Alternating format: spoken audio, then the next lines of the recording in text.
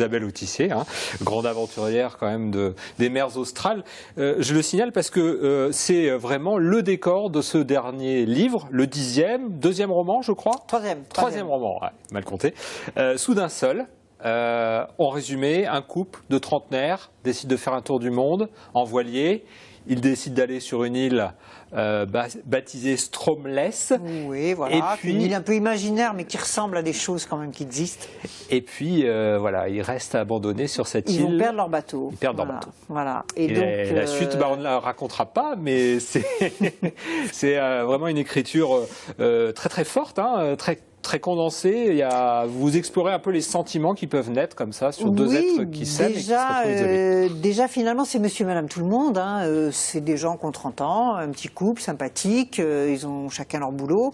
Et puis ils prennent une année sabbatique, on en connaît plein des gens comme ça. Ils rêvent de nature, ils rêvent de... Voilà, tout ça est très beau, au début tout va bien. Et puis effectivement, à partir du moment où ils perdent leur bateau dans cette île déserte et froide, il va tout d'un coup falloir se battre pour chaque chose, à commencer par manger. Ils vont passer 80% de leur temps à chercher de quoi se nourrir. Ils mangent des manchots. Ils mangent des manchots, ils essayent de s'attaquer aux otaries. C'est un fantasme pour vous, Isabelle Autissier, qui est une grande défenseresse des terres australes. Mais évidemment, je n'en ai jamais mangé, ce sont des espèces protégées. Mais sauf que là, nécessité fait loi, il n'y a rien à manger, il n'y a pas de plantes qui se mangent, donc il faut bien manger des animaux, ils n'arrivent pas bien à pêcher, voilà. Tout ça est compliqué, et aussi pour dire que la nature, la vraie, la nature sauvage, on ne sait plus très bien ce que c'est, on n'a plus les codes. Et on est quand même assez malheureux et c'est compliqué. Et de cette détresse au fond physique va naître bien sûr une détresse morale.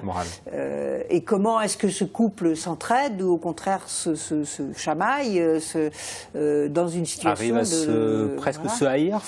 Oui, mais parce qu'ils sont dans une situation de tension. C'est ça que j'ai voulu montrer dans ce roman. C'est aussi cette tension, cette peur qui monte.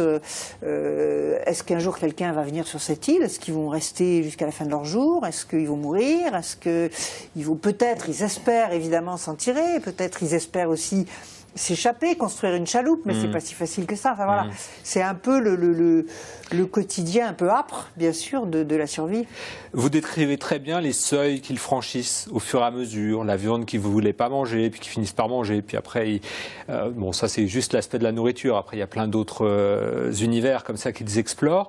C'est des choses que vous avez expérimentées, c'est des choses que vous fantasmez, c'est des choses sur lesquelles vous vous êtes renseigné. Pas exactement, heureusement, mais c'est vrai que rien que par exemple sur un voyage au long cours en bateau, on quitte quand même une certaine façon de vivre avec des habitudes, ne serait-ce que la douche chaude le matin, vous savez, on ouvre et puis il y a de l'eau chaude qui coule.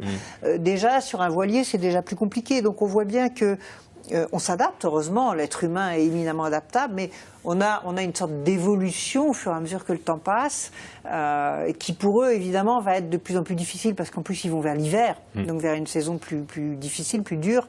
Mais oui, l'être humain survit grâce à son adaptabilité, quand même. Vous avez vous-même été naufragé lors de l'édition 96. Oui, alors mais dans des conditions très difficiles, très différentes plutôt, puisque moi c'était sur le bateau. Donc il y a une fois, je suis restée un peu plus de 3 jours sur un bateau qui était en très mauvais état, on va dire, pour faire simple, et j'avais été récupérée par les Australiens.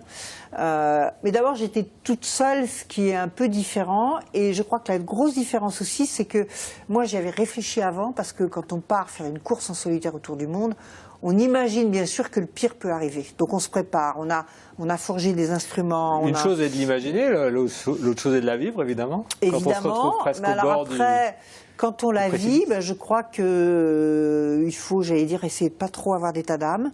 Il faut être assez pragmatique, il y a des choses à faire, il y a des choses immédiates pour survivre tout de suite, et puis c'est de s'organiser entre les deux, de mettre en route. Bon, par exemple, évidemment, moi j'avais une balise de détresse, donc quelque part par rapport à mes héros, j'étais déjà favorisée. Mais voilà, il faut faire survivre le bateau. Donc c'est des choses, quand on y a pensé avant, c'est quand même un tout petit peu plus simple. Eux, ils sont perdus parce qu'ils n'ont pas du tout pensé que ça pouvait leur arriver. Le décor, c'est évidemment cette île. D'ailleurs, un clin d'œil au passage, Stromless existe vraiment? Oui, alors c'est un village abandonné, puisque c'est un ancien village baleinier. Mais Stromness, c'est en Écosse. Alors, il y a un Stromness en Écosse et il y en a un aussi, donc, puisque cet endroit est largement inspiré, je peux le dire, de la Géorgie du Sud. La Géorgie du Sud. Qui est un endroit où je suis allée plusieurs fois en bateau, qui est comme ça une île merveilleuse quand on aime la nature sauvage, mais où il faut faire vraiment attention. Ouais. Moi, en allant là-bas, ça m'a traversé la tête que si jamais on perdait le bateau, on était mal quand même. Les conditions météo qui changent.